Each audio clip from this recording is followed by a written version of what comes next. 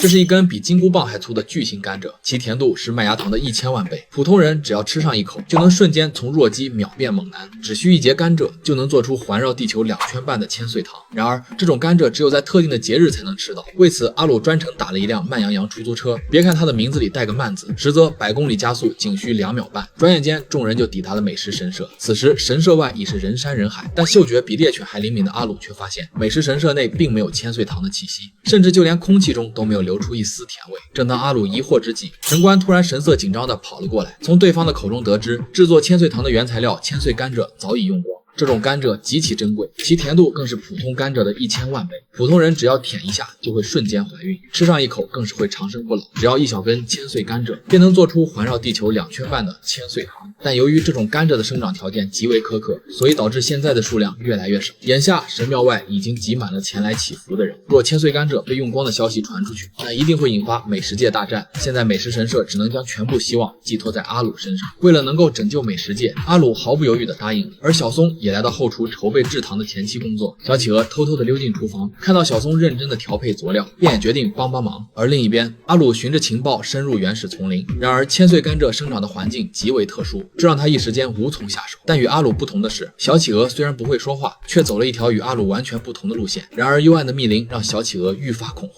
没走2分半钟就迷失了方向，惶恐与不安占据了他的内心，任何风吹草动都令他胆战心惊。突然脚下一滑，他顺着山坡就滚了下去。当他再次睁开眼时，传说中的千岁甘蔗竟赫然出现在眼前。小企鹅开心的手舞足蹈，不料声音却吸引来了森林中的魔兽。面对突如其来的灾难，小企鹅虽然十分的害怕，但一想到小松的身影，他便重新鼓起勇气，毫不犹豫地用弱小的身躯挡在甘蔗的面前。巨鹰见状勃然大怒，挥动起利爪就要将小企鹅撕成碎片。就在这危急关头，好在小松及时赶到，救下了小科比。但对于魔兽来说，这无异于是给自己加餐。正当两人绝望之际，突然一只红鬼凭空出现，好在阿鲁及时赶到。魔兽见势不妙，拔腿就跑。带回甘蔗后，众人火速开工。这种甘蔗的风味千变万化，每锅糖的味道都有着天壤之别。阿鲁更是用他单身30年的手速，飞速地将千岁糖切成了大小均匀的糖块。在众人齐心协力之下，神庙终于及时地派发出了糖果。忙完后的阿鲁一口咬下千岁糖，几千种甜味在他的口腔里爆开，这美妙的滋味令阿鲁大呼过瘾。为了感谢小企鹅，小松还特地为他做了企鹅形状的糖果。以上便是本集的全部内容，接下来再补充一些细节。本集的故事内核直指3重现实命题。千岁甘蔗的濒危隐喻着资源枯竭，一旦消息走漏便会引爆美食大战。阿鲁临危受命，拷问个体在文明存续关头能否扛起众人的期待。而搜寻途中，阿鲁根据情报走正路，与小企鹅因迷路误入甘蔗地的对比，恰恰揭示了理性经验与感性直觉本是抵达真相的2条并行通道，后者甚至因浸润着对伙伴的牵挂而更具穿透力。当小企鹅以羸弱之躯挡在魔兽面前，其勇气并非源于力量，而是源于守护伙伴的执念。阿鲁的极快手速与众人的协同制糖，则进一步证明危机面前，个体的极限远不及羁绊催生的信念，而协作才是消弭恐慌、延续甜蜜的终极解药。3者层层递进，